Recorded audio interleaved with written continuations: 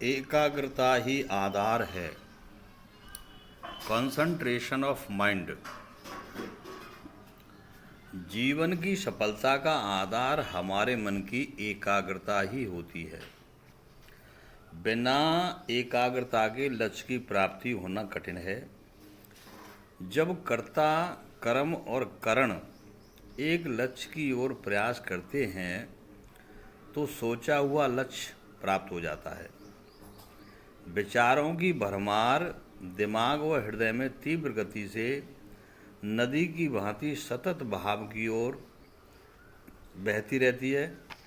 जिस प्रकार नदी पर बांध बना करके हम उसे ऊंचा या ऊर्ध्वगामी कर डालते हैं और उठाते हैं, जिससे क्षेत्र, अंग या अंतःकरण को जल या ज्ञान द्वारा सींचा जाता है, तभी समय देश के अनुसार उसके मनचाही फसल या सफलता की प्राप्ति हो जाती है। बार बार में एक ही घोड़े पर अथवा एक बार में एक ही घोड़े पर सवारी की जा सकती है और दोनों घोड़ों पर सवारी एक साथ नहीं हो सकती है। इस तरह आपको पहला कदम निकालने पर दूसरा कदम अपने आप बढ़ने लगता है। जहाँ लक्ष्य होता है उसी दिशा में प्रयास करने से लक्ष्य प्राप्त हो जाता है। बार बार दिशा बदलने से लक्ष्य दूर चला जाता है। काम को पूरा होने में समय भी अधिक लगता है।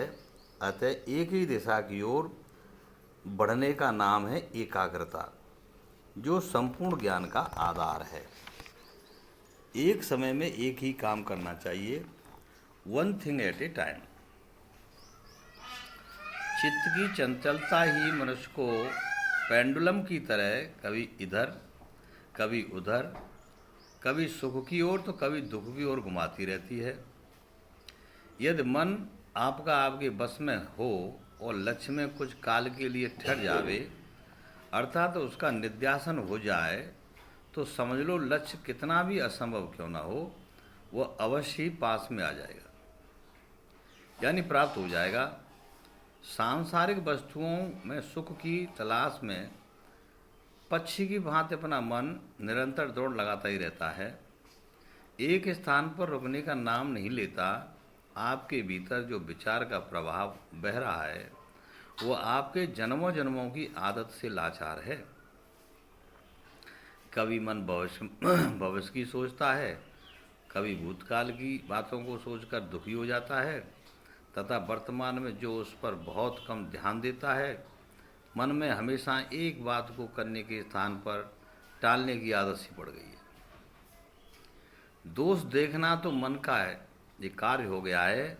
अपने भीतर मन झांकना या अपना निरीक्षण करना तो मानो दूसरों को ही आता है, दूसरे पर आता है।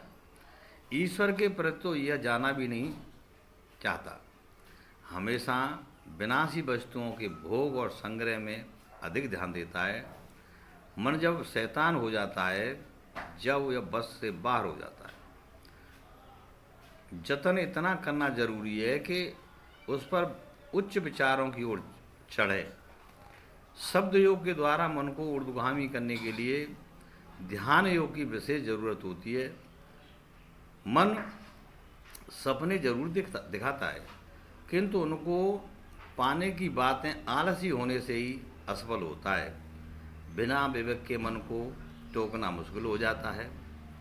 अतः सबसे पहले अपने मन को शांत करना है और अपने मन के जो संकल्प और विकल्प हैं हमारे जो उठते रहते हैं, उनको शांत करना है और लक्ष्य को एक तरफ ध्यान करना है। जब तक अनेक लक्ष्य होंगे तब तक कहीं भी नहीं जाया जा सकता। जिस प्रकार से एक गाड़ी में एक आगे का गियर होता है, एक पीछे का गियर होता है और बीच में न्यूटन होता है। जब तक आगे या पीछे का कोई गियर नहीं डलेगा तो डीजल और पेट्रोल फूकती रहेगी, लेकिन गाड़ी में मूवमेंट नहीं होगा। अतः हमें एक सकारात्मक दिशा में कदम उठाना है। लक्ष्य की एकाग्रता जब बन जाएगी तो कार्य सफल हो जाएगा। नमस्कार।